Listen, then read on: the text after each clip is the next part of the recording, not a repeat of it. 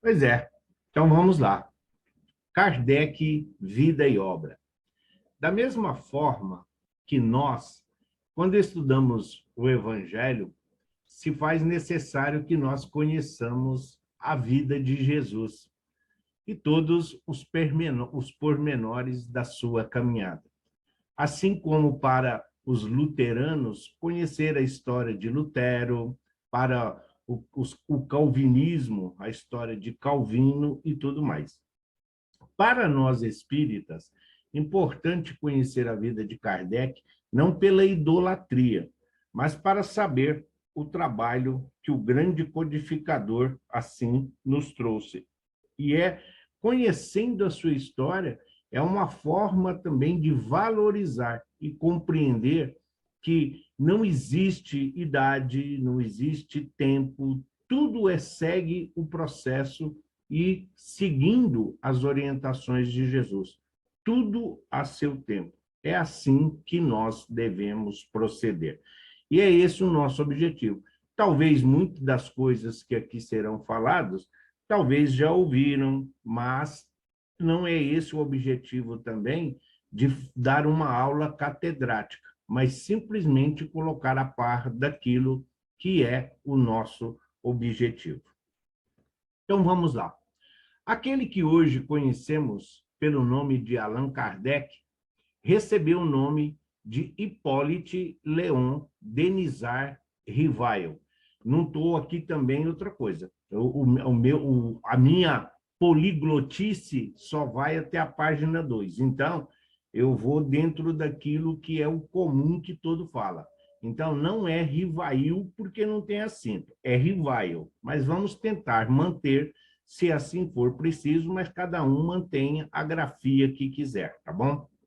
Então, mais uma vez, aquele que hoje conhecemos pelo nome de Allan Kardec recebeu o nome de Hippolyte Léon Denisard Rivail. Nasceu em Lyon, na França, no dia 3 de outubro de 1804. Era filho de uma antiga família lionesa, católica, nobre e de tradição. Foram seus pais Jean-Baptiste Antoine Rivail, respeitável advogado e juiz do Tribunal de Lyon, e sua mãe, Jeanne ou Jeanne Louise Dudamel. Aos 12 anos, Rivail concluiria seus estudos em Lyon. Seus pais, então, entenderam por bem confiar o único filho ao famoso educador Johann Heinrich Pestalozzi, o mais sábio, respeitado e célebre professor daquele tempo, precursor da moderna educação, da chamada escola ativa e fundador da primeira escola profissional do mundo na Suíça. Então, Pestalozzi, como é assim conhecido, não só o precursor da educação moderna, como nós já falamos, essa ideia de aulas de 50 minutos, 3 aulas de 50 minutos, 30 de descanso, 5 aulas por período, isso já é exatamente a ideia de Pestalozzi. Mas o grande mérito dele, em termos educacionais, não é nem essa questão e o método ser usado até hoje. É que Pestalozzi, ele entendia que as crianças, os alunos, as pessoas aprendem por intuição. Então, as pessoas ouviam na sala de aula os alunos e absorviam os ensinamentos. Não tem, o que você não aprende em sala de aula, você não aprende em casa. Então, essa ideia que permanece até hoje de lição de casa, isso não existia para Pestalozzi. É exatamente essa a ideia e a concepção que Kardec foi buscar. Desfrutaria o menino Rivail a companhia desse mestre em excelência, verdadeiro formador de caráter. Tão amado era que seus alunos o chamavam de pai Pestalozzi. Por isso que se diz respeito, caráter, personalidade, isso se adquire. Então, é assim que Pestalozzi até hoje é respeitado, não é só pelo seu método, mas pelo grande educador que ele era, que ele sempre foi. O processo, o método e o sistema por ele utilizado foi, sim, absorvido por Kardec e usado dentro da concepção da codificação espírita. 2 anos após a sua chegada à Suíça, Rivail, com 14 anos, já lecionava para alguns de seus colegas em classe, a ele confiados por Pestalozzi. Aquela ideia de quando o professor não pode vir, quando o professor falta, quando o professor precisa se ausentar, então, já existia também naquela época. Só que aqui, no caso, quando Pestalozzi ou quando algum outro professor não podia comparecer, então, já com 14 anos, o Rivail, então, né, o Leon aí, ele já assumia essa colocação dentro da sala de aula. Mas não é a questão de liderança, mas sim a questão de confiabilidade que ele tinha, pelo fato de absorver com mais rapidez os ensinamentos do que seus colegas. Estudou diversas disciplinas do curso do Instituto Pestalozzi, complementando-os com o estudo da teologia, filosofia e diversas línguas, bem como adquirindo consistentes conhecimentos em medicina.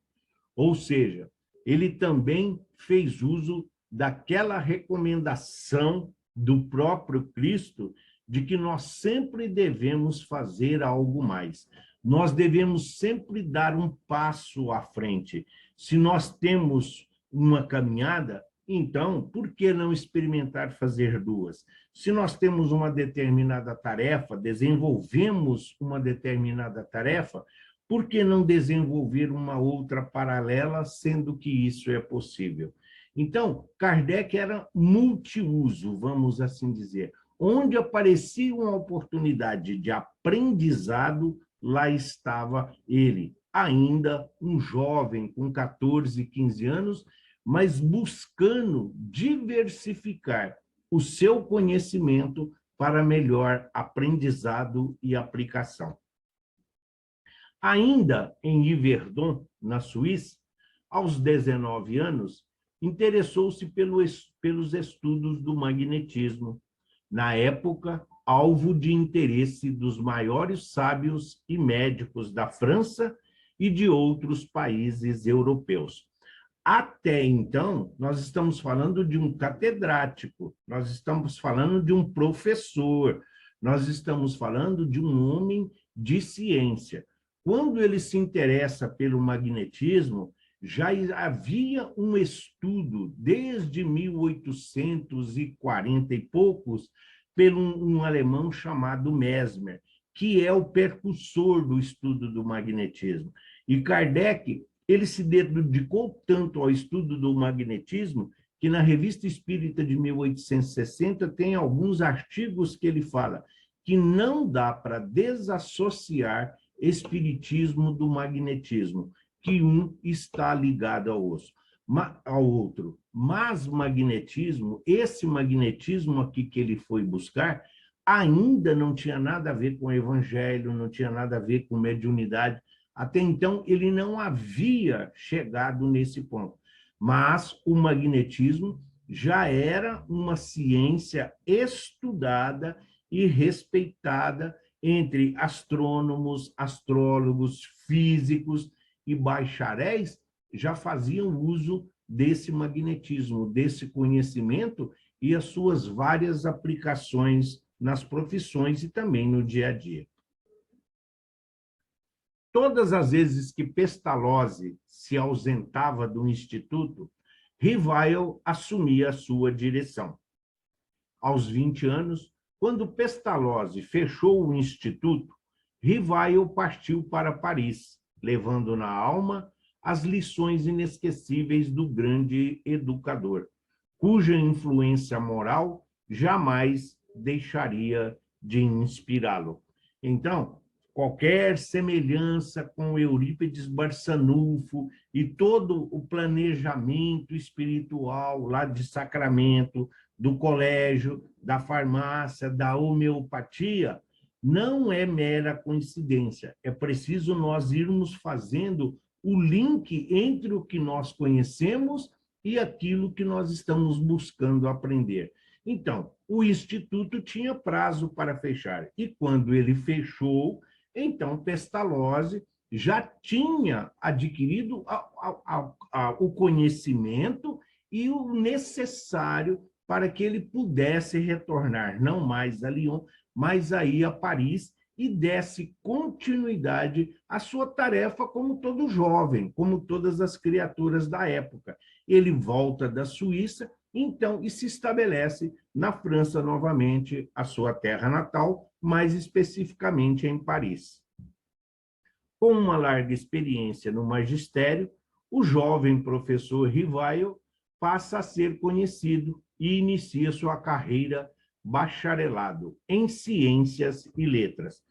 Todo conhecimento, tudo aquilo que ele aprendeu, vai servir agora para o seu sustento, para o seu ganha-pão. É a maneira que ele tem de se sustentar. A família já não mais tinha condições de bancá-lo. Os pais já estavam numa idade avançada. Então, com todo o conhecimento adquirido, ele passa, então, já é respeitado professor, e ele, então, inicia a sua carreira como catedrático, como homem de ciência, como tradutor, que era dos livros mais específicos para todas as línguas. Em 1824, publica em Paris as suas primeiras obras, Aritmética do Primeiro Grau e um curso teórico e prático de aritmética, segundo o método de Pestalozzi, 2 volumes. Então, aqui nós estamos falando até agora de alguém que se capacitou, um garoto, um adolescente, um jovem, praticamente formado no que seria hoje, para nós, dentro da pedagogia, só que com várias graduações, uma pós-graduação, uma especificação nesta ou naquela outra área. Então, em 24, ele começa a fazer uso do seu conhecimento, a maneira que ele tinha de se sustentar, publicando, então, essas suas primeiras obras. Mesmo tendo que lecionar e prestar serviços de contabilidade em estabelecimentos comerciais, arruma tempo para dar aulas gratuitas a jovens estudantes pobres de Paris. Ele funda um instituto, ele funda uma escola. Aqueles que têm condições de pagar, paga quanto pode. Ele não estabelece uma mensalidade. Cada um contribui de acordo com aquilo de que dispõe. E quem não dispõe pode estudar gratuitamente, sem nenhum preconceito, sem nenhuma discriminação, mas recebendo o mesmo conteúdo daqueles que podiam pagar. Em 1854, Rivail, então, com 50 anos, é um mestre respeitado e um escritor reconhecido. Nesse período, na França e em toda a Europa, despertava a atenção da sociedade os fenômenos das chamadas mesas girantes. Ou seja, aqui nós já começamos a fazer um cálculo. Se em 54 ele tinha 50 anos, por que que muitos de nós ficam dizendo, eu deveria ter nascido espírita, se eu tivesse nascido num berço espírita, se eu tivesse nascido ali, se eu tivesse chegado mais jovem. Tudo tem o seu tempo. Quando ele toma conhecimento das mesas girantes, não seria muito diferente de nós quando tomamos conhecimento do Espiritismo, seja através de um livro, seja através de uma palestra, de um amigo, de um tratamento que nós somos. Então, Nesse período, a Europa já estava muito a par do acontecimento das mesas girantes em Paris. Então, era um espetáculo, era exibição. As imagens usadas aqui para os slides, eu procurei colocar todas as imagens, porque naquela época nem tudo tinha fotografia, mas são desenhos que, se procurados, às vezes aqui no slide fica pequeno, mas eles têm data, todos eles têm data, apesar de ser de domínio público, mas eles têm data de quanto foram retratados. Por quê? As mesas girantes era um verdadeiro espetáculo, era um verdadeiro show. É como se fosse uma peça de teatro, como se fosse uma premiere de um lançamento de um filme ou uma obra literária. Pessoas de todos os níveis culturais e sociais e de diferentes religiões participavam dessas sessões, em que se realizavam fenômenos de efeitos físicos. Como nós aprendemos, sim, o próprio povo que estava ali, os próprios participantes, a própria assembleia oferecia o ectoplasma necessário para a manifestação dos efeitos físicos sem saber. Muitos daquelas criaturas eram médiums de efeitos físicos. Então, eles contribuíam com seu magnetismo, com seu fluido, para que as mesas que as mesas se manifestassem, que as mesas respondessem às indagações que eram feitas. Nós vamos ver que o próprio método, nós aprendemos isso, o próprio método foi estabelecido por Kardec. Até então, eles ficavam ali, faziam muitas perguntas, mas é claro que nem todos tinham resposta. Por quê? Ninguém sabia como é que as mesas iam responder. Simplesmente eles estavam lá vendo muito mais o movimento das mesas do que propriamente se elas estavam falando ou respondendo. Falavam, os médiuns, os que estavam ali na exibição, eles faziam pergunta, mas não tinham como. Então, a resposta vinha de acordo com o que eles falavam, mas isso não significava que era o que o espírito estava dizendo, porque não havia um método, não havia uma disciplina. Nessas reuniões, exibições, as mesas se movimentavam, respondendo por códigos às perguntas feitas pelos participantes. Embora realizadas por diversão, se obtinham comunicações que demonstravam uma base inteligente. Foi a partir do momento em que Kardec, tomando conhecimento, ali um homem de ciência, um catedrático, um professor, então ele estabelece o código. Um toque da mesa, uma batida do pé da mesa, era sim, 2 batidas não. E assim eles vão se aperfeiçoando. Depois criaram códigos para as letras do alfabeto. Então, tantas batidas representavam essa letra, ou às vezes fazia-se a pergunta e era só sim ou não. Mas aos poucos foram desenvolvendo novos sistemas, aperfeiçoando a forma de dialogar com as mesas para que pudesse se obter uma resposta compatível com aquilo que Kardec disse, uma base inteligente. Aos 27 anos, casa-se com a senhorita Amélie Boudet, distinta professora, uma jovem culta, poetisa e pintora que conhecera no Instituto Educacional Técnico, a escola que ele havia fundado. Então, é ali que ele conhece Amélie Boudet, aquela que vai ser a sua companheira, aquela que vai lhe dar a sustentação, aquela que vai auxiliá-lo, né, nos momentos de dificuldade, do preconceito, levantando quando se encontrava desanimado. Então, é a companheira. Como nós já falamos muitas vezes, quando estudamos o Evangelho, de alguns espíritos que são, como o próprio Eurípides Barçanufo, talvez um dos mais injustiçados, entre os próprios espíritas não se tem, muitos espíritas, por sinal, não se tem o devido respeito pelo espírito Amélie Boudet, mas ela foi de importância fundamental para Kardec na elaboração e na codificação da doutrina.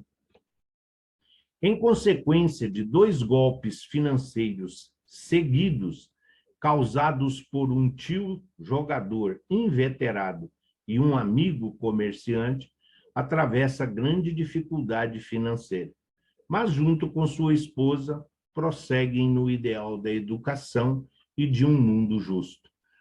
É só para mostrar que não é pelo fato de estar em uma grande missão, de ter uma jornada que hoje nós conhecemos, mas assim como Paulo de Tarso, muitos não conhecem o Saulo, não conhecem a história do Saulo, assim, então a mesma coisa se aplica a Kardec. Todos conhecem o vulto, a codificação, o Allan Kardec e suas obras, mas as dificuldades porque o professor Rivail passou, poucos têm acesso. Ninguém sabe de tudo que foi, mas isso vem mostrar que ele não desistiu. No mundo de provas e expiações, mesmo ele também estava ali sujeito às vicissitudes do mundo. Então, essa parte que não é muito de glamour, essa parte da vida de Kardec, que não é muito agradável, então não é muito interessante, às vezes, estudar. Mas para nós espíritas, é de fundamental importância, sim, saber que todos nós passamos por dificuldades e por tribulações. E, no caso dele, como de muitos de nós, a parte financeira era o que mais pegava. E olha que ele tinha muitos recursos. O currículo dele era repleto de cursos, de tudo. Mas, mesmo assim, não deixou de peregrinar pelas dificuldades de um mundo moderno. Foi Fortier, um magnetizador conhecido do professor Rivail, e um outro seu amigo, o Carlotti, que lhe chamaram a atenção sobre tais acontecimentos aparentemente inexplicáveis. Então, esse Fortier, que foi com quem ele foi estudar o magnetismo, as obras e todo o trabalho de pesquisa de Mesmer, também o Carlotti, que muitas vezes o ajudou no Instituto, foram eles que já tinham e detinham o conhecimento de toda a exibição, de todo o espetáculo das mesas girantes.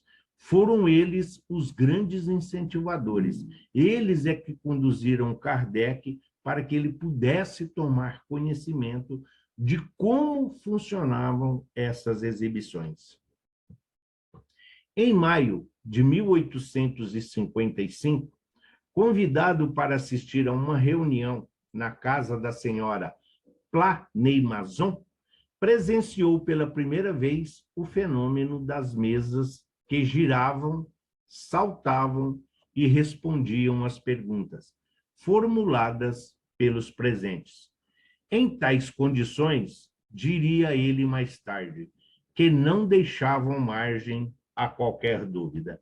Então, a partir do momento em que ele foi convidado lá na casa da senhora Planey-Masson, então ali ele sim, ele saiu do espetáculo público para praticamente uma reunião privada. Senhora Planey-Masson, que era médium, toda a família, eles tinham, mesmo não tendo conhecimento do que isso seria, mas eles ali aceitaram as orientações do professor, do homem de ciência, para que eles pudessem começar a delinear um cronograma, uma forma de tornar mais acessível aquilo que as mesas estavam falando. Então, como ele diz, em tais condições, vendo todo aquele primitivismo, toda aquela dificuldade para elaborar as perguntas e decifrar as respostas. Mais tarde, na Revista Espírita, ele vai dizer que é exatamente pelo fato de, mesmo sendo de difícil compreensão, não deixava margem à dúvida de que era um movimento inteligente. Tinha uma inteligência por trás daquele primitivismo do som, do barulho ou das batidas. Esses fenômenos repetiam-se por todas as partes do mundo, mas os assistentes, com raras exceções, pareciam não compreender o alcance de tudo aquilo, fazendo dessas reuniões um passatempo ocioso e fútil. Sim, então todo final de tarde nos bairros de Paris, aqueles que tinham hoje o chamado happy hour aí, então o pessoal se reunia. E tinha, claro, como todo lugar, tinha aqueles mais famosos, tinha aqueles mais discretos, tinha aqueles mais alvoroçados. Por quê? Nós temos espírito de todos os matizes, nós temos os espíritos de todas as nuances. Depende de quem está formulando, o caráter e a moral de quem está formulando a pergunta está na proporção direta de como serão as respostas. Se quem está formulando a pergunta tem um direcionamento, você vai formular a pergunta de acordo que a resposta vem, que atenda às suas necessidades. Mas, às vezes, a grande maioria dessas reuniões, exibições, eram apenas espetáculo, era apenas uma forma de chamar atenção. Ou seja, o mundo espiritual usando o que tinha ao seu alcance naquele momento para chamar a atenção para algo totalmente abstrato, até então, que eram as comunicações do mundo espiritual. Allan Kardec, mais tarde, escreveu: entrevi naquelas aparentes futilidades, no passatempo que faziam daqueles fenômenos, qualquer coisa de sério, como a que a revelação de uma nova lei que tomei de mim mesmo a investigar a fundo. A responsabilidade de alguém que tem moral, de alguém que tem caráter e dignidade, então, não é, sim, inspirado, intuído pelo plano superior, como nós vamos ver daqui a pouco, sim, mas começa a despertar nele o objetivo de tudo aquilo que ele realizou até aquele momento.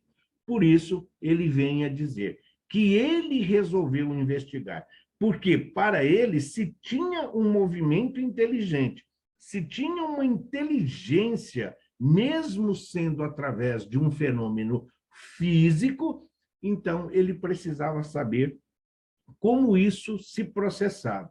E foi isso que o levou a seguir e a buscar os recursos para, então, montar aquilo que viria a ser a codificação espírita. Rivale, profundamente interessado e com sua base científica e filosófica, mudaria o rumo dos experimentos. Observada a velocidade dos fenômenos, raciocinou: um efeito inteligente deve ter por causa uma força inteligente.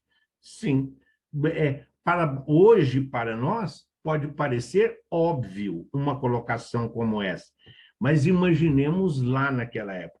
Imaginemos lá, nós, como nós já citamos muitas vezes, no mundo primitivo, ou lá no meio dos nossos selvagens que ainda não têm acesso a nenhuma tecnologia, a ciência ainda não chegou a tal ponto, tendo lá, falando para eles de mediunidade, falando para eles e trazendo para eles notícias do mundo espiritual, dos seus familiares, dos seus entes queridos, ou como eles deveriam se portar, revelando a eles formas de acontecimento que para eles é tudo os deuses terrenos que eles conhecem. Então, é essa a causa inteligente que leva ele a pesquisar. Assim, imbuído do seu caráter investigativo e criterioso, Kardec lançou-se a grande... O professor Rivaio, né? Não era Kardec. Lançou-se a grande tarefa de classificar as milhares de mensagens, o que constituiria posteriormente na codificação do Espiritismo. Por quê? Ali, naquele momento, ele estava ali na casa da senhora Plamaison, mas as mesas girantes já estavam acontecendo nos Estados Unidos, com as irmãs Fox, então já tinha todas as situações e manifestações na cidade de Huddersfield. Então, ele começou a enviar para todas essas localidades perguntas e solicitando que todos esse pessoal interessados, institutos, escolas, amigos, ele solicitando que fosse enviado a ele as perguntas que foram feitas, as respostas que chegaram, porque ele estaria montando um estudo, uma pesquisa sobre o que era. Então, por isso que ele fala, vai constituir? Sim, porque não havia aí ainda a tecnologia que hoje nós conhecemos, de planilhas, de dados, de cronograma. Então, ele precisava cruzar essas informações e ver o que era comum em todas elas e o que era pessoal. Tudo aquilo que era pessoal, que ele sentia que era pessoal, somente um médium, somente uma determinada localidade falava, era descartado. Então, foi aí que ele começou a ver a universalidade da doutrina e das comunicações que ele recebia. Para isso, contou o professor Rivaio com o valioso concurso de 3 meninas, que se tornaram as médiuns principais no trabalho de compilação do Livro dos Espíritos. Sim, meninas, porque até então, 15, 16 anos, era considerado meninas. A irmã Sidufo, tão conhecida no mundo espírita, tinha nessa época 16 anos. Então, e foi uma das médiuns que também auxiliou Kardec.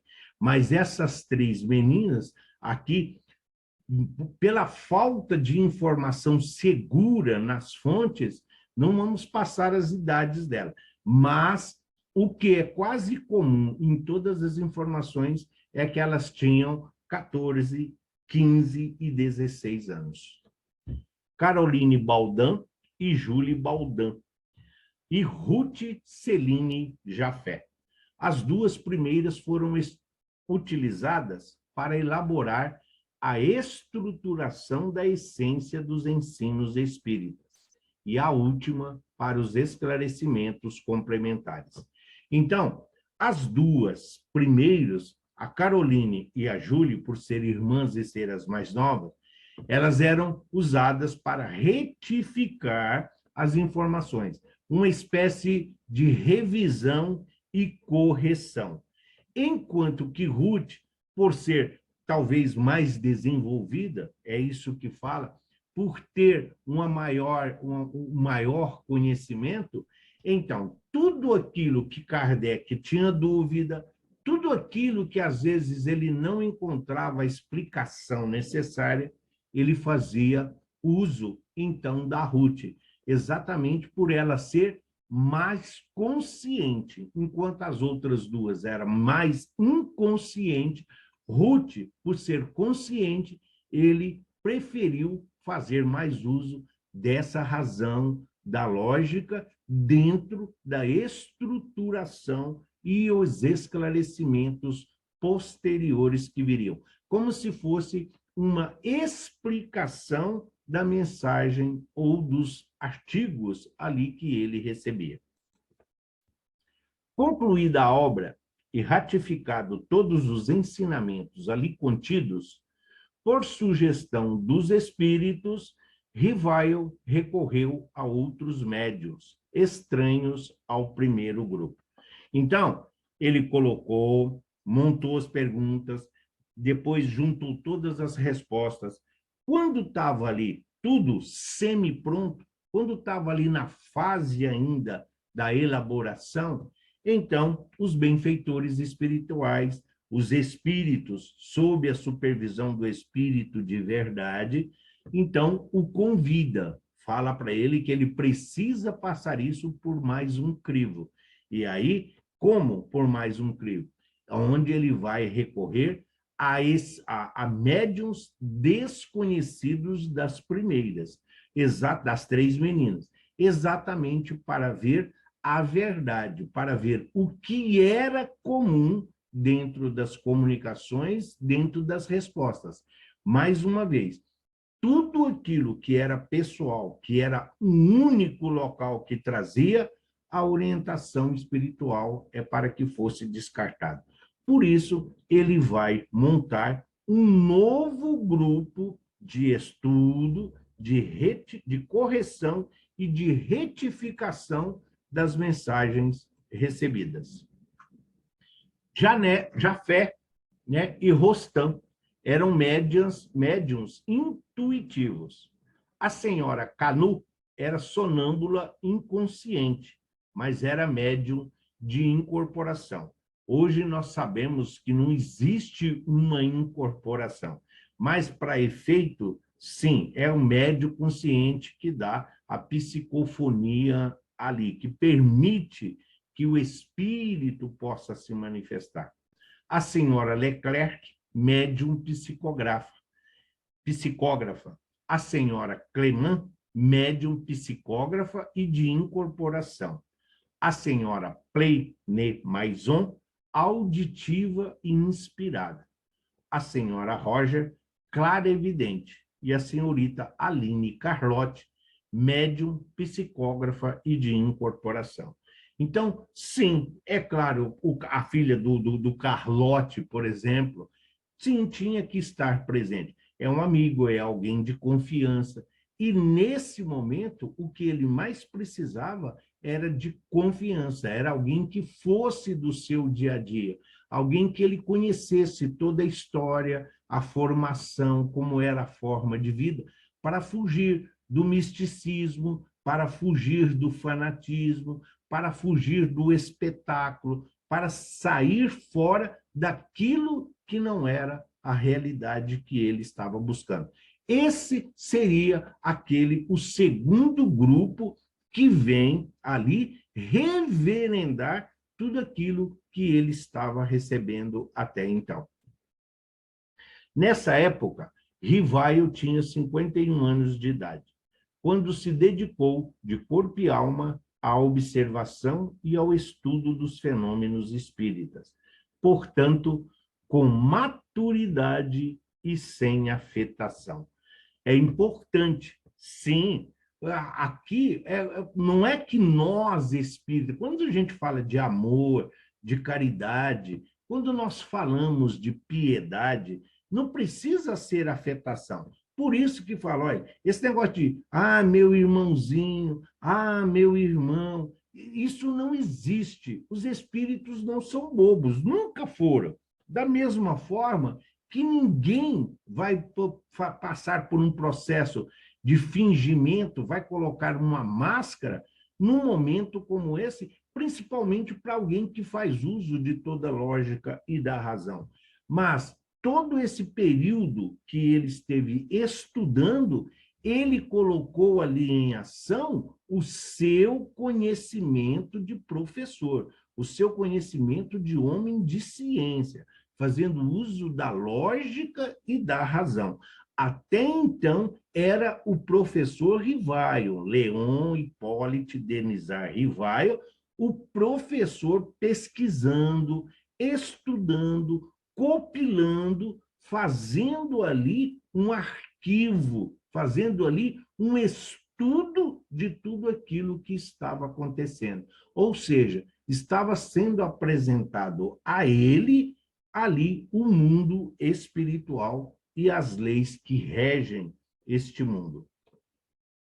A sua própria reputação de homem íntegro, honesto e culto constituiu o obstáculo em que esbarraram certas informações levianas dos detratores do espiritismo.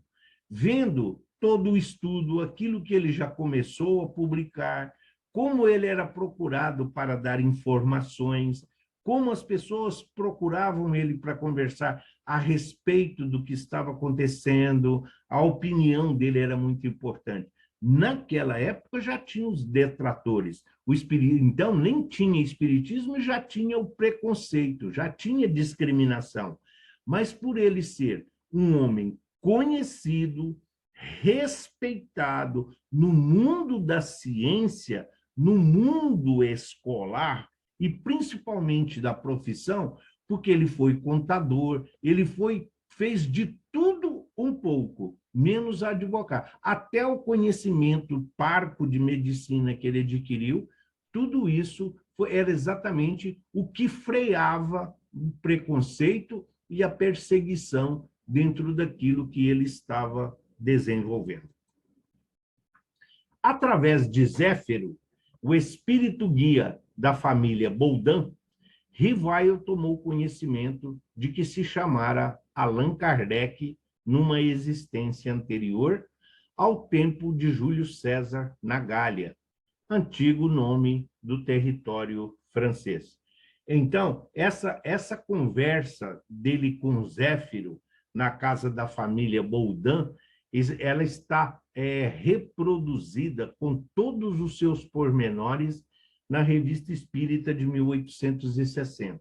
Mas não dava para trazer aqui, porque isso ia aí umas 3, 4 aulas a conversa do espírito. Mas Zéfiro era o espírito que era protetor, o guia.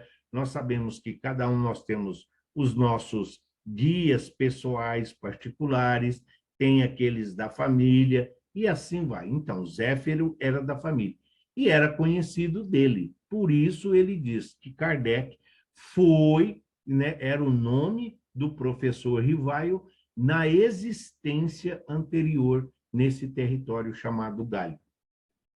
Esse espírito amigo esclareceu ainda ser o professor Rivaio um antigo sacerdote gaulês, um druida. Zéfiro revelou ainda que Rivaio estaria novamente nas lutas terrenas para cumprir importante missão espiritual. Quem estuda com mais profundidade a história de Kardec vai ver que ele viveu na Alemanha como John Hus, assim como viveu como Allan Kardec. Os druidas eram aquelas pessoas que reverenciavam muito o carvalho. Eles tinham uma relação muito direta com a natureza. Então, Kardec, né, o professor Rivaio, na sua encarnação interior, foi esse sacerdote e companheiro desse espírito Zéfiro que continuava no mundo espiritual.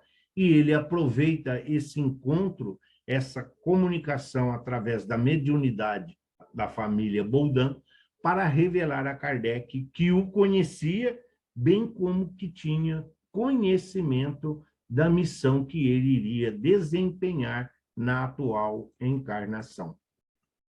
Mais tarde, outros espíritos amigos e protetores confirmaram essa revelação. Todos lhe prometiam auxílio, encorajavam-no e aconselhavam-no a ter perseverança e discrição. Rivaio, então, adota o pseudônimo de Allan Kardec.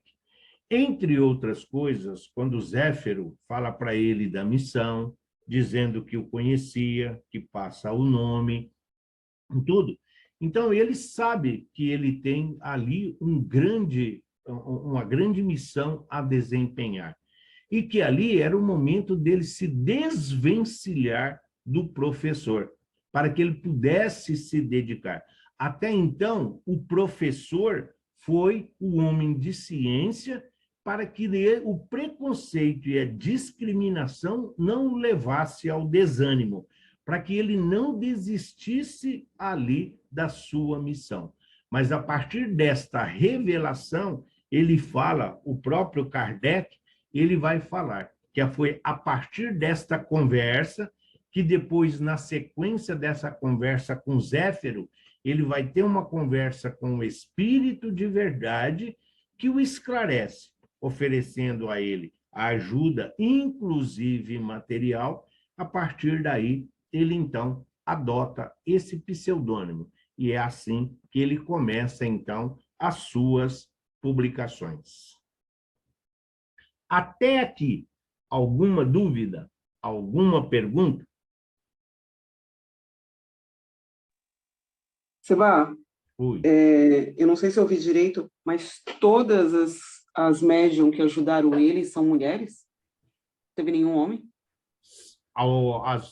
Os duas primeiras, sim, aqui sim, nesse primeiro momento eram, porque os homens eram mais reticentes, entendeu? Os médiums homens vai começar a aparecer quando ele vai fundar a Sociedade de Estudos Espíritas de Paris, tá? Então, assim, o senhor Fortier, o próprio Carlotti ajudavam, eles eram médiums, sim, não tem tanta relevância, mas eram as mulheres, porque além da disposição, era a maneira com que tinha uma respeitabilidade. As exibições onde tinham os homens não eram tão concorridas. E como o objetivo dele era o estudo, era o sistema e o método, então ele faz uso porque eram pessoas, as mulheres eram mais respeitadas. Os homens tinham na conta a leviandade, sem contar ainda que, em relação aos médiuns homens àquela época, tinha o grande coisa que era a bebida. Então, Kardec, ele entendia que muitas das comunicações que eram quando ingeriam ali o vinho ou qualquer uma outra bebida, era de difícil comprovação, porque não falavam as coisas com coerência, você entendeu? Eu entendi. É que na minha cabeça, devido à época, né, Uhum, das mulheres ainda serem, até hoje, né, mas assim, na época das mulheres não terem tanta dominância, né, aí eu uhum. achei que seria mais difícil com mulher, né, do que com homem, já que a Ah, liberdade é maior.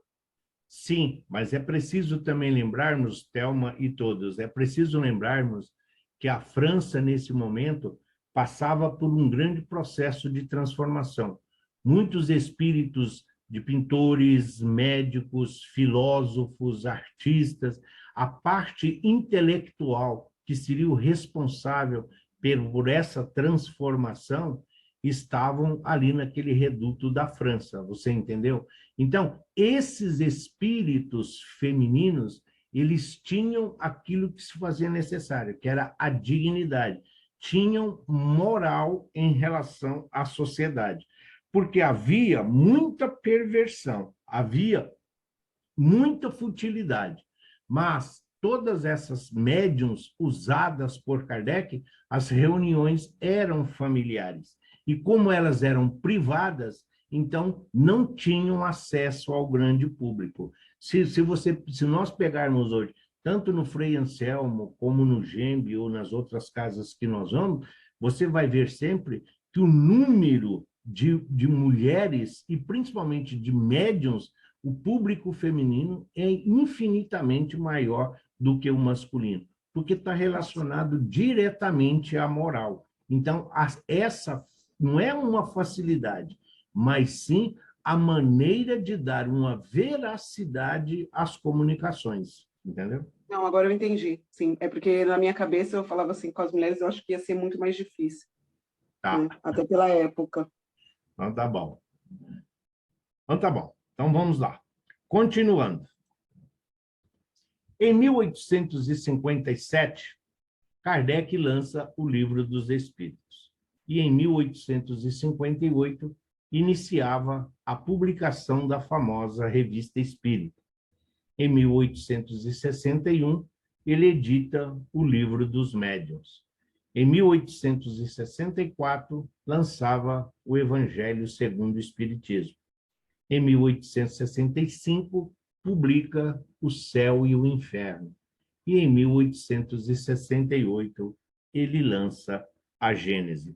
Então, toda essa sequência, esse chamado Pentateuco kardeciano, ou Pentateuco espírita, está aí. elaborado dessa seguinte forma. Então, o Livro dos Espíritos, como nós vamos ver um pouquinho de cada um deles, o objetivo, como foi, e para saber. Mas tem um espaço entre eles, ou sendo aí o maior do livro dos médiuns, né, para o Livro dos Espíritos, foi o que demorou. Por quê? Porque teve uma revisão.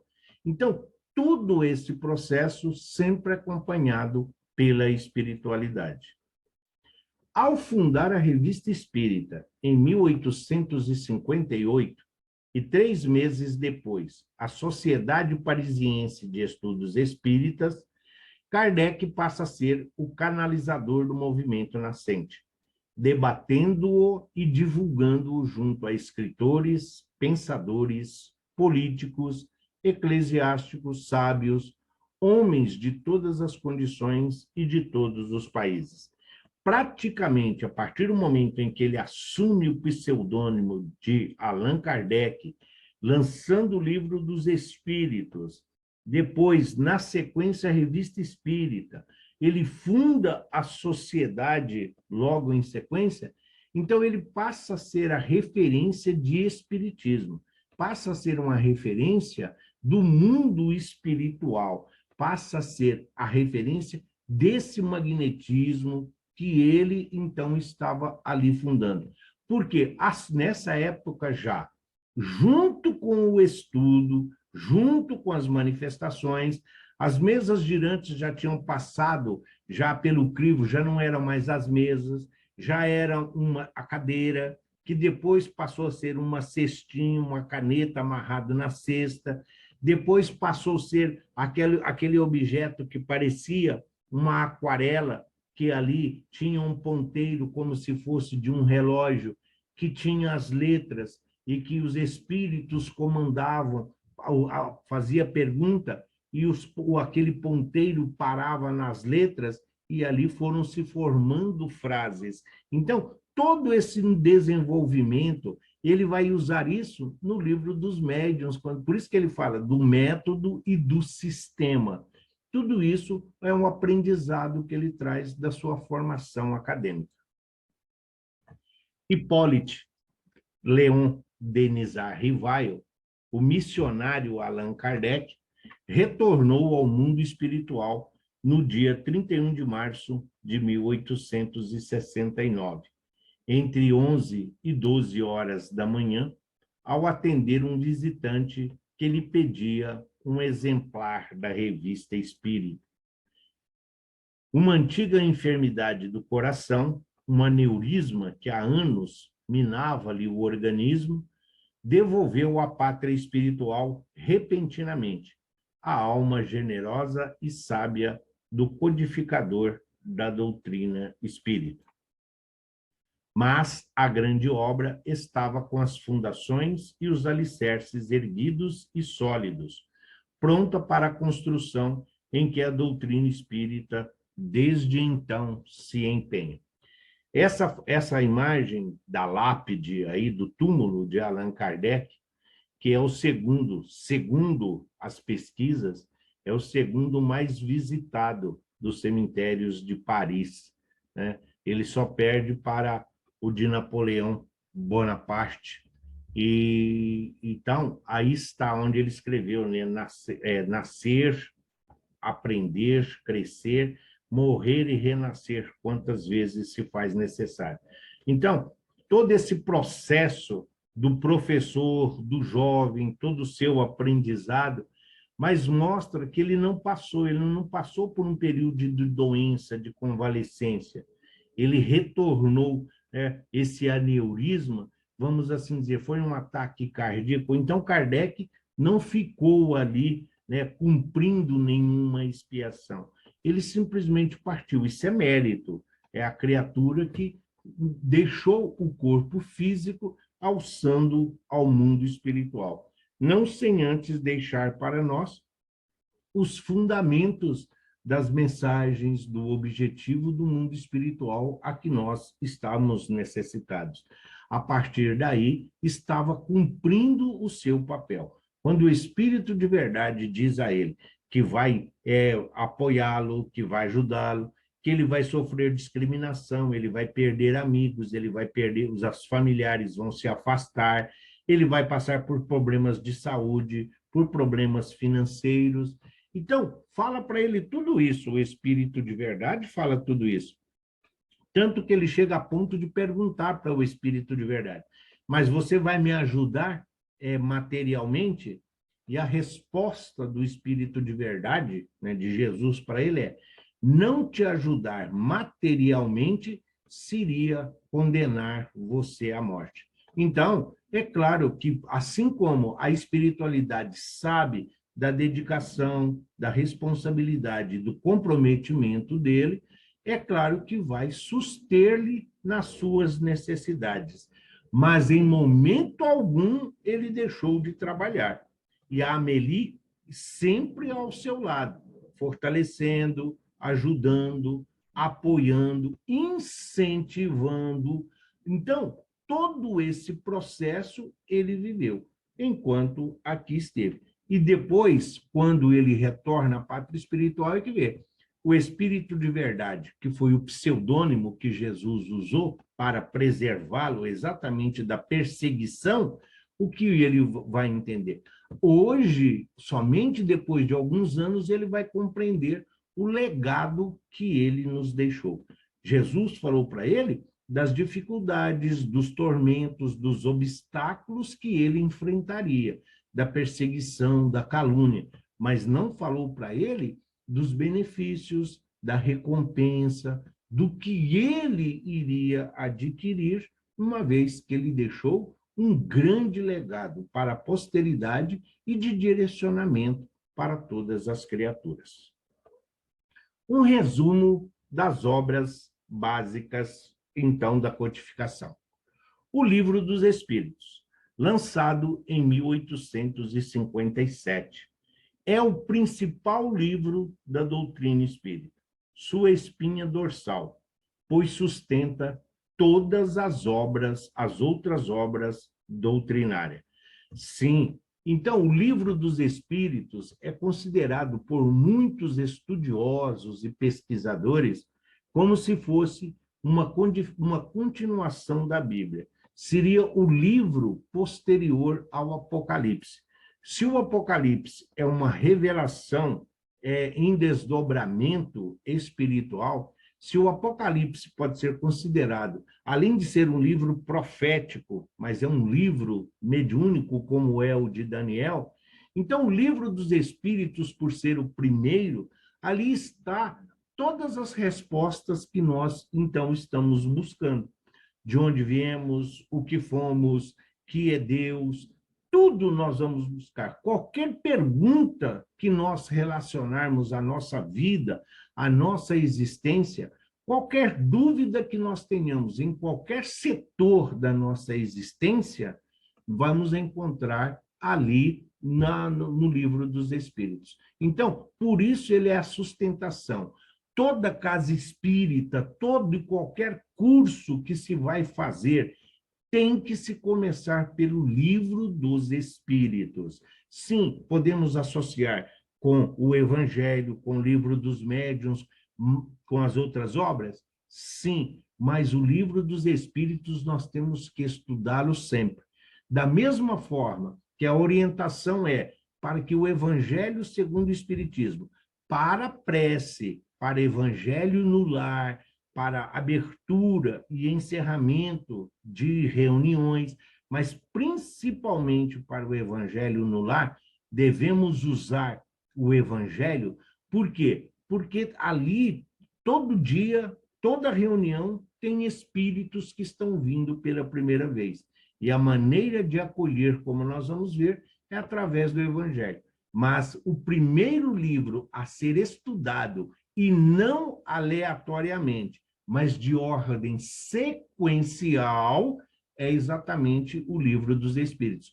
Porque ele começa com o que é Deus e vai encerrar lá com os gozos terrenos e com as recompensas, assim como as penas.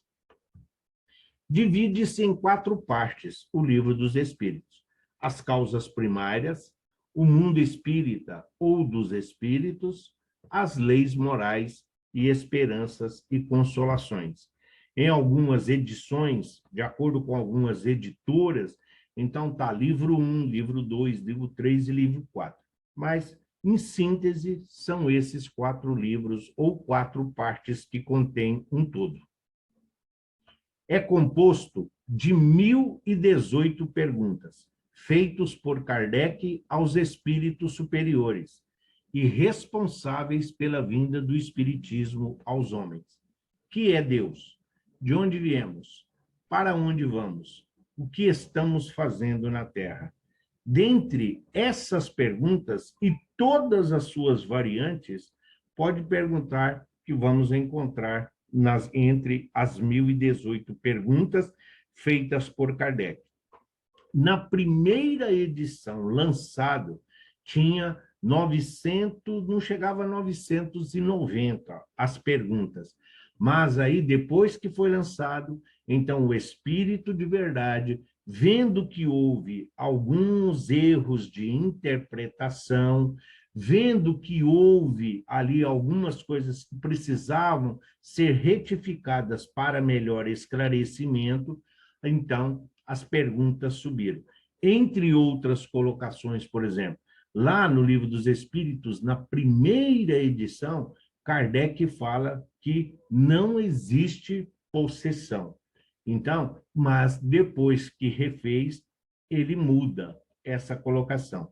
Sim, existe uma pseudo-possessão, não uma possessão como aquela que era entendida, que o espírito vem e toma posse do corpo do outro. Não, ele é uma possessão momentânea, vamos assim dizer. Então, esses esclarecimentos, por quê? Porque um espírito não pode ocupar um corpo de um outro espírito que já está lá. O corpo foi preparado para esse espírito, mas chega um ponto da subjugação onde o obsessor toma conta do psiquismo, usa a voz, usa os braços, as pernas, usa até mesmo o aparelho fonador do obsidiado, de tal maneira que pode ser considerado como se fosse uma possessão. Pode ser, mas o esclarecimento levou à alteração no número das perguntas. Estas são algumas das questões respondidas pelos espíritos sob a orientação do Espírito de Verdade. Então, o Livro dos Espíritos deve sempre ser estudado, porque à medida que nós vamos vivenciando as experiências da nossa encarnação, nós vamos compreendendo de forma mais objetiva as respostas que os espíritos deram a Kardec às solicitações que ele fez. E lembrando, nem todas as perguntas, todas elas foram feitas por Kardec? Sim, todas elas foram feitas por Kardec. Lembrando sempre que ele tinha como as médios, mas a partir do momento que ele funda a Sociedade de Estudos Espíritas, ele passou a ter uma equipe de colaboradores que também o auxiliavam, inclusive em toda essa correção, em toda essa intensificação para deixar mais claro o ensinamento dos espíritos. O Livro dos Médiuns, lançado em 1861. Nele, Kardec mostra o que é a mediunidade, seus mecanismos, sua base científica, a sua utilização, os benefícios e os riscos desse canal que liga o homem encarnado e o mundo espiritual. Então, ele vai dizer, se existe o mundo espiritual, tem suas regras e suas leis. Então, que todos tenhamos responsabilidade de que não é uma brincadeira, de que não é uma diversão. É preciso ter ciência e consciência, não só do mandato que foi confiado, mas principalmente daquilo que nós estamos fazendo.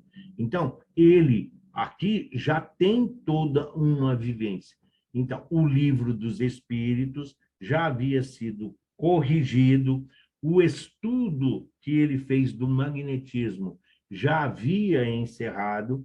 Então, ele associando o mundo espiritual e o magnetismo, ele compreendeu que são dois elementos fundamentais e que não pode desassociar um do outro, porque a mediunidade tem uma relação direta com o magnetismo.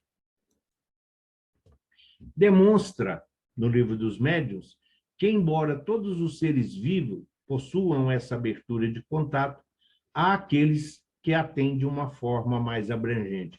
Então, é um método de educar a mediunidade, de educar os médiuns. O Livro dos Médiuns é um livro que mostra a importância da moral, a importância da prece naquilo que nós objetivamos quando falamos de mundo espiritual.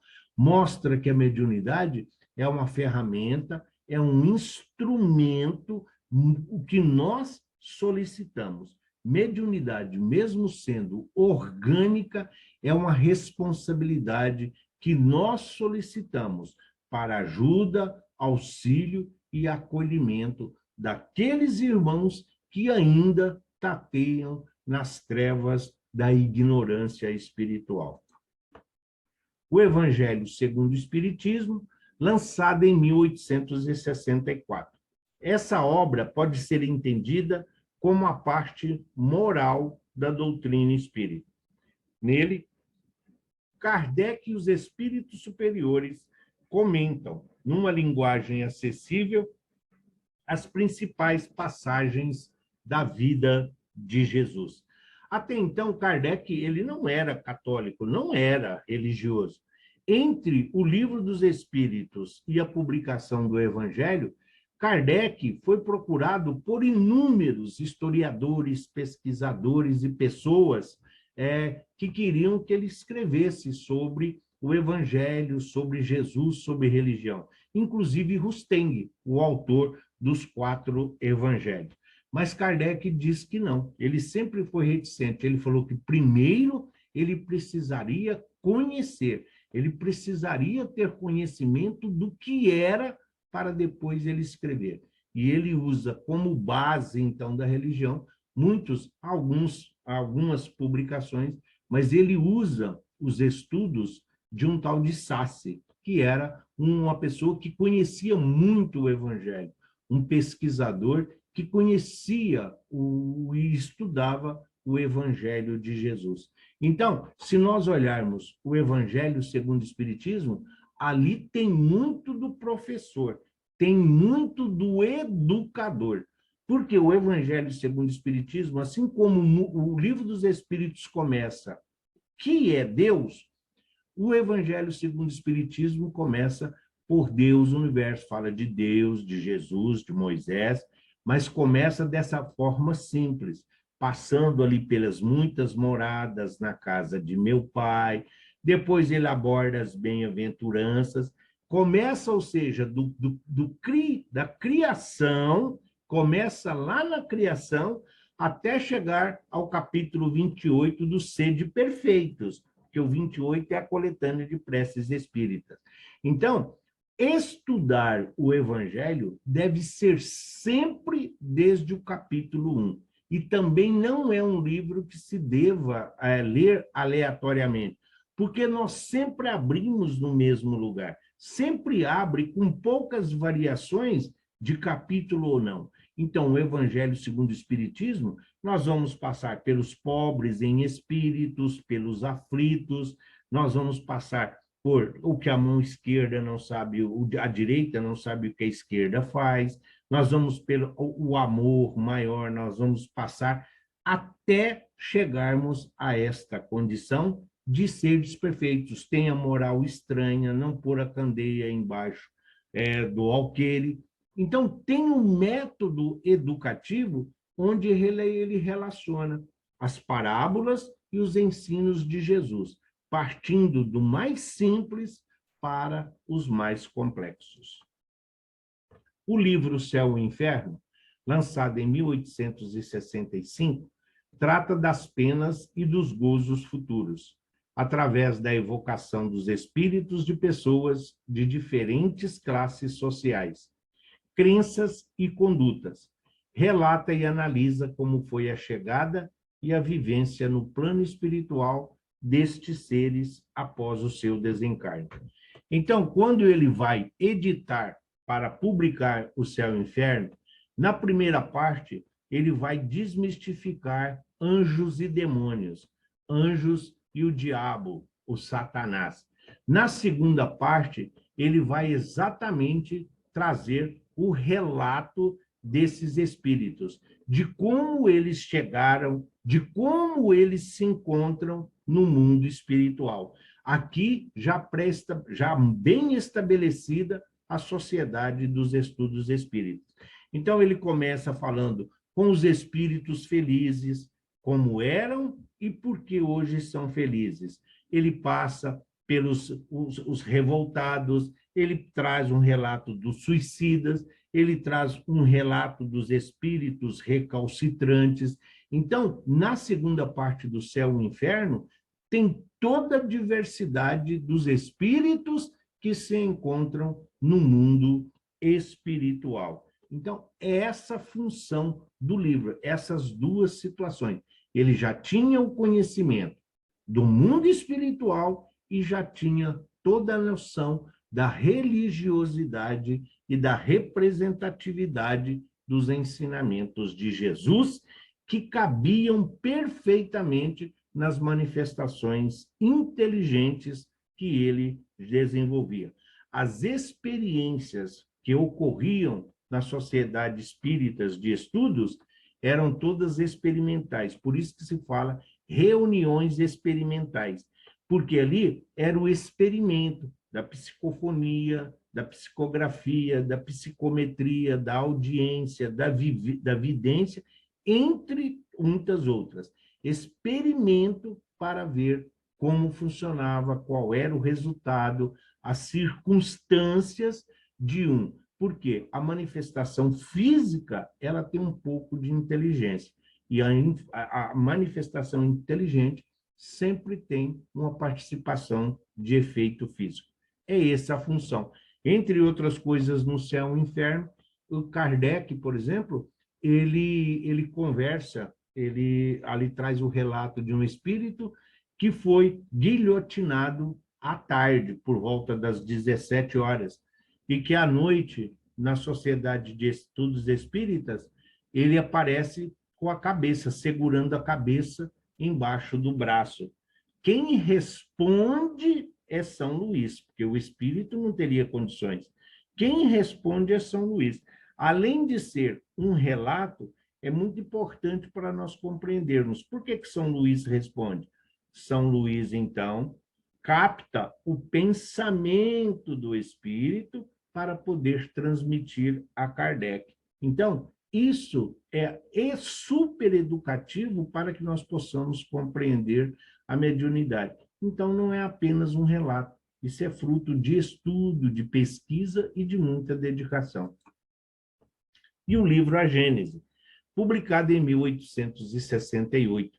Nessa obra, Kardec explica a gênese bíblica, a formação do universo, demonstrando coerência quando confrontada com os conhecimentos científicos, sem as alegorias próprias da época em que foi escrito. Então, na Gênese, ele explica os milagres, ele explica todos os milagres, ele explica a formação da Terra, que um dia representa eras, bilhões de anos. Então, ali ele fala do corpo de Jesus, ele fala de toda essa manifestação do fluido, do magnetismo, tudo isso e a importância que se tem dentro dos esclarecimentos. Então, a Gênese é, de todos os livros do Pentateuco, a mais racional, porque ela explica de uma forma lógica e fazendo uso da razão, ela explica os milagres, as curas e tudo aquilo que para nós representa o maravilhoso e o excepcional. Principais pontos abordados por Kardec nas suas obras, na obra da codificação que chegou até nós. Deus é a inteligência suprema, causa primária de todas as coisas. É eterno, é imutável, é imaterial, é único, onipotente, soberanamente justo e bom. Sim, a parte filosófica da doutrina aí está. Que é Deus? Deus é a inteligência suprema e causa primária de todas as coisas.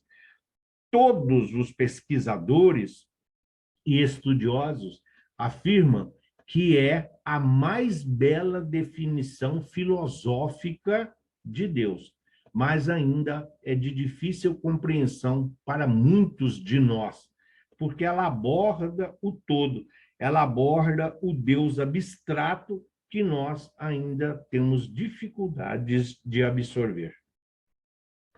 O universo é criação de Deus, abrange todos os seres, racionais e irracionais, animados e inanimados, materiais e imateriais. Ou seja, Deus é o Todo-Poderoso, o Criador de todas as coisas. Desde o grão de areia até o Cristo e os espíritos da esfera crística, tudo é criação de Deus. Orgânico, anímico, inorgânico, material, imaterial. Tudo aquilo que não é criação do homem é criação de Deus.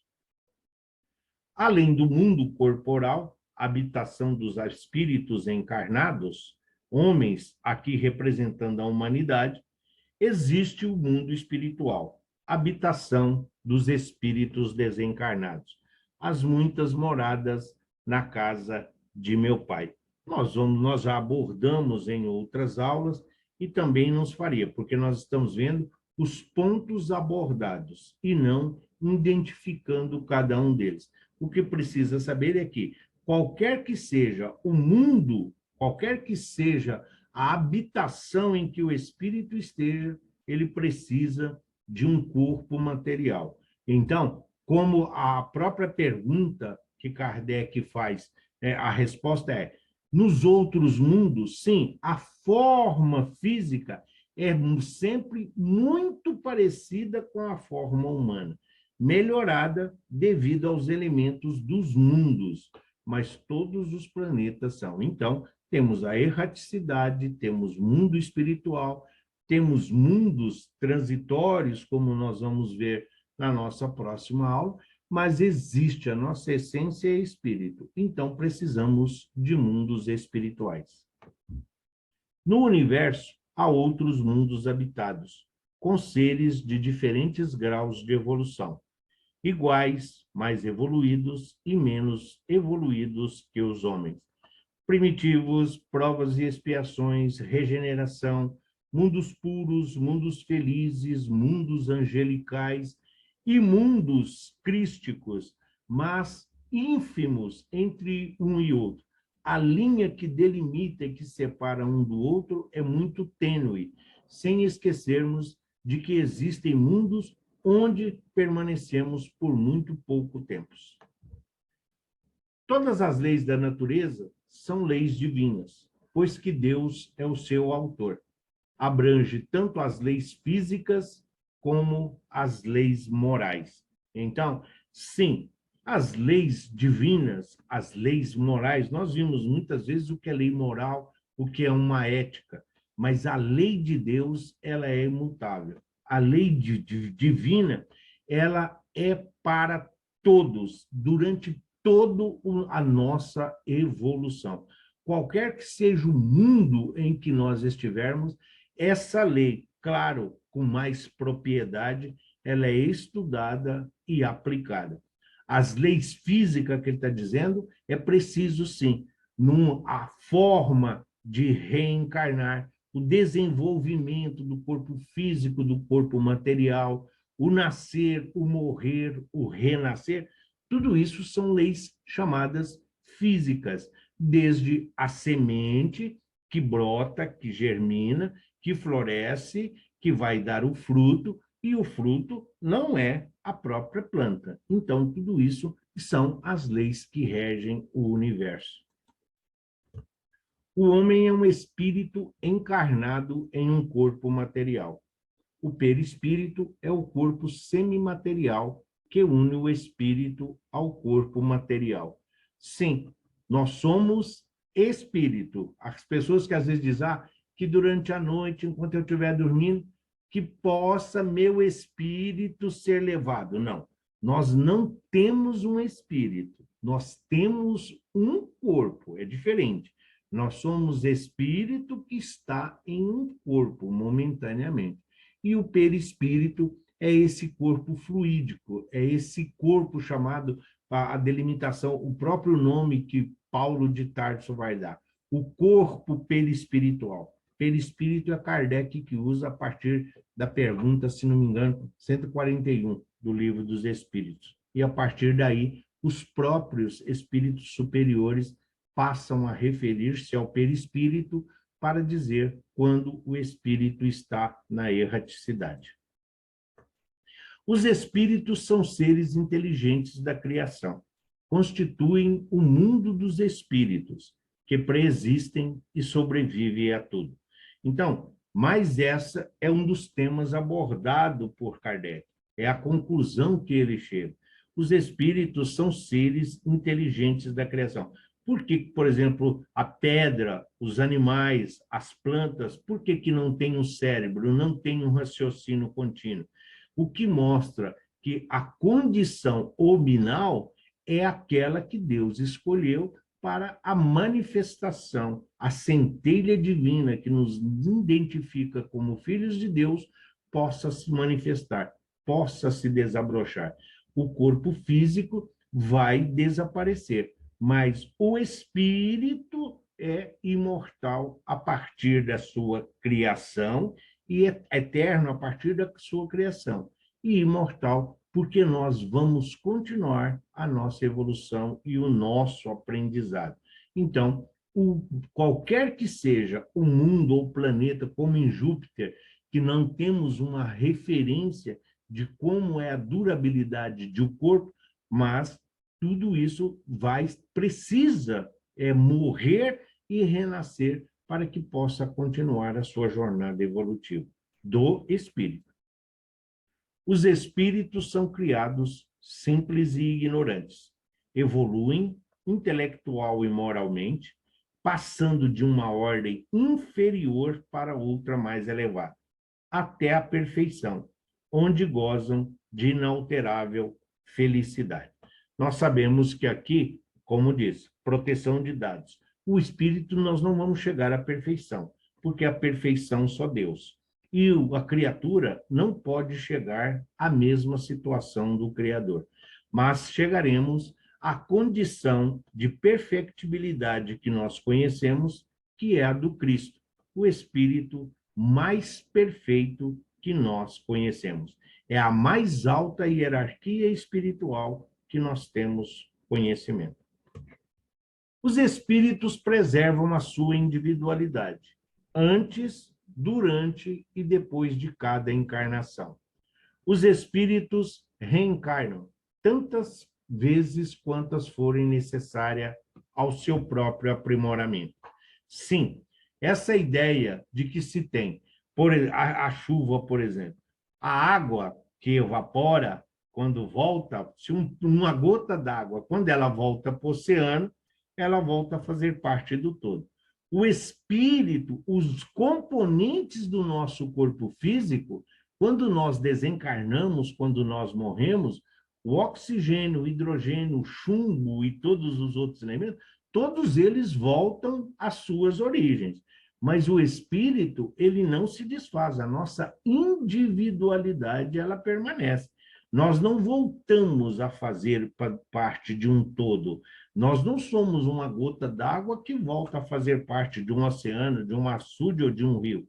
Não, nós mantemos ali a nossa essência, mas sempre buscando o aprimoramento moral, que é o nosso objetivo. E isso é um legado dos estudos de Kardec, dentro das próprias obras.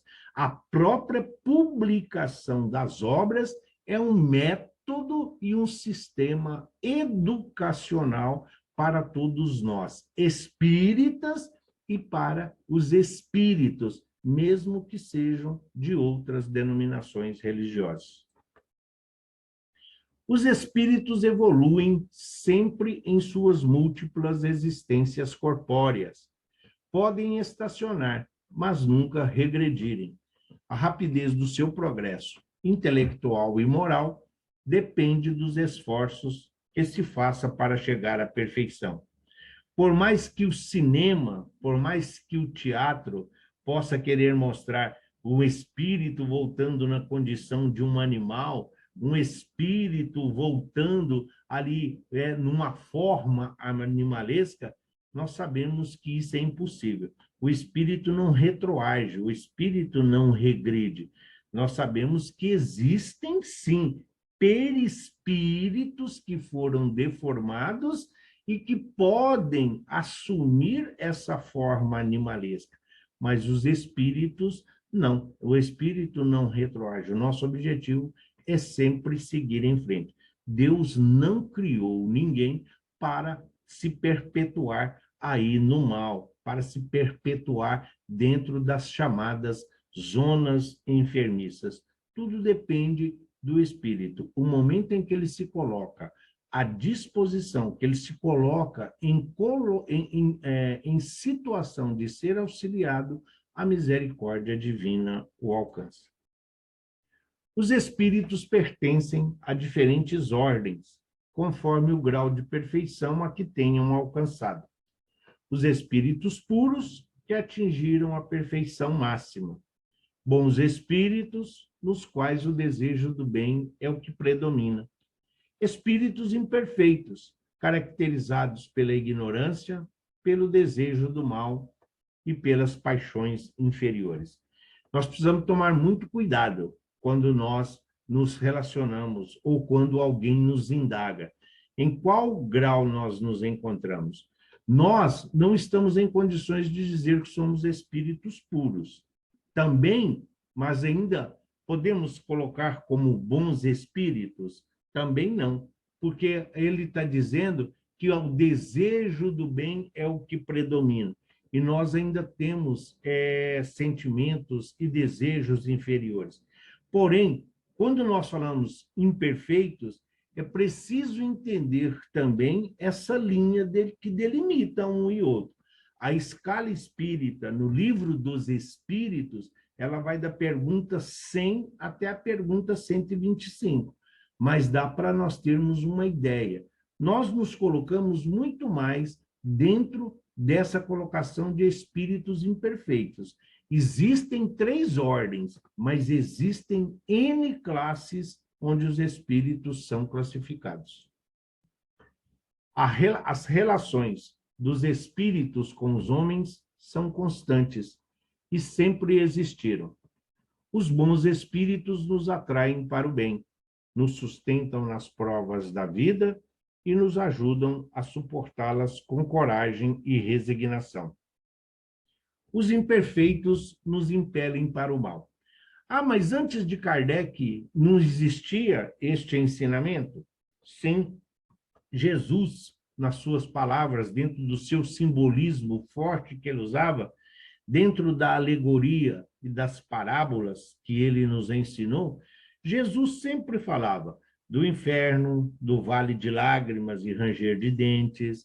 Jesus falava das condenações, Jesus falava do galardão, que é das recompensas. Sim, então é o que ele está dizendo. Nós sempre tivemos conhecimento dos anjos, não, mesmo que fossem esses anjos, essas denominações, essas representações de asinhas e tudo, mas nós temos que entender que a ignorância, a falta aí de referência é que faziam, pelo fato da luminosidade e do deslocamento rápido, associava aí as asas. Mas sempre tivemos a proteção e o zelo dos benfeitores nos auxiliando em nossa jornada. Jesus é o guia e modelo para toda a humanidade, e a doutrina que ensinou e exemplificou é a expressão mais pura da lei de Deus.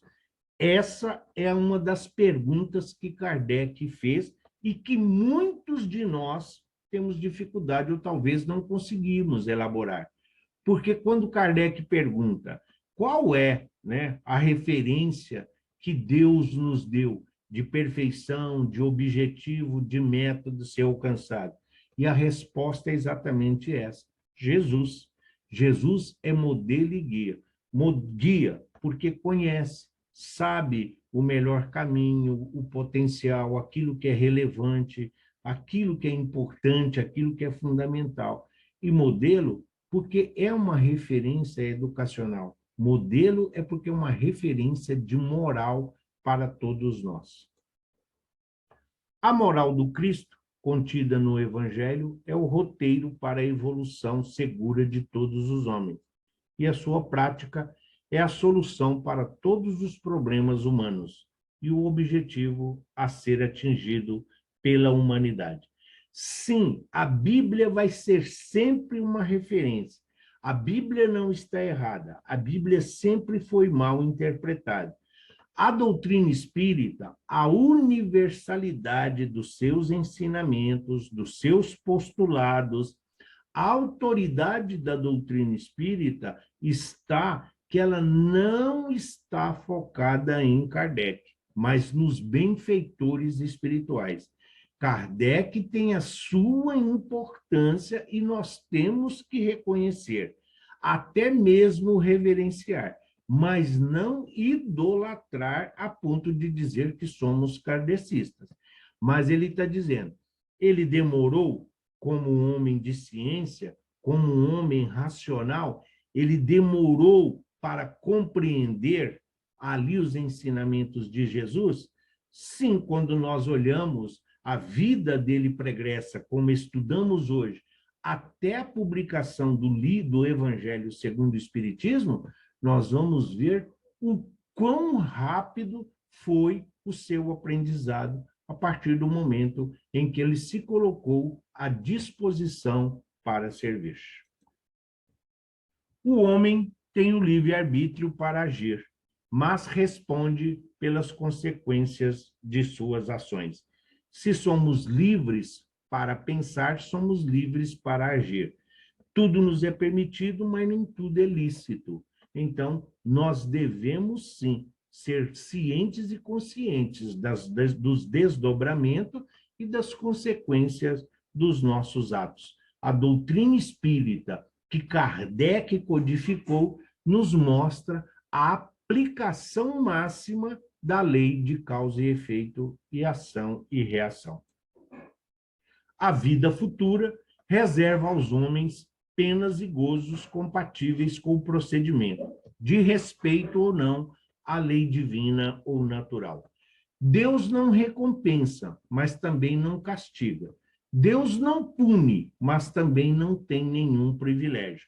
Mas todos nós sabemos para onde vamos, sabemos por que estamos na Terra, sabemos por que sofremos e qual será a nossa destinação, de acordo com os procedimentos da nossa vida diária. Este é o grande ensinamento da doutrina espírita. A prece é um ato de adoração a Deus. Está na lei natural e é o resultado de um sentimento inato do homem, assim como é inata a ideia da existência do Criador. Nós temos dificuldades com esse Deus abstrato. Então, nós criamos para nós um Deus à nossa imagem e semelhança. Mas Jesus nos ensinou, e nós aprendemos lá na aula da consciência cósmica, que quando nós atingirmos a esfera crística, nós vamos estar em ligação direta com o Ser Supremo.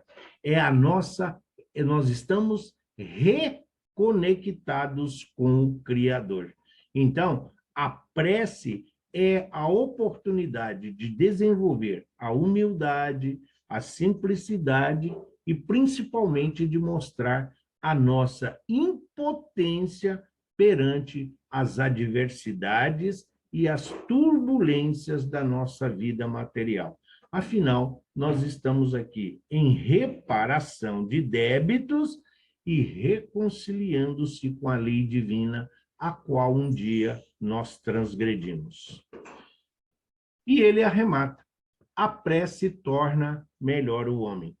Aquele que ora com fervor e confiança se faz mais forte contra as tentações do mal, e Deus lhe envia os bons espíritos para assisti-lo.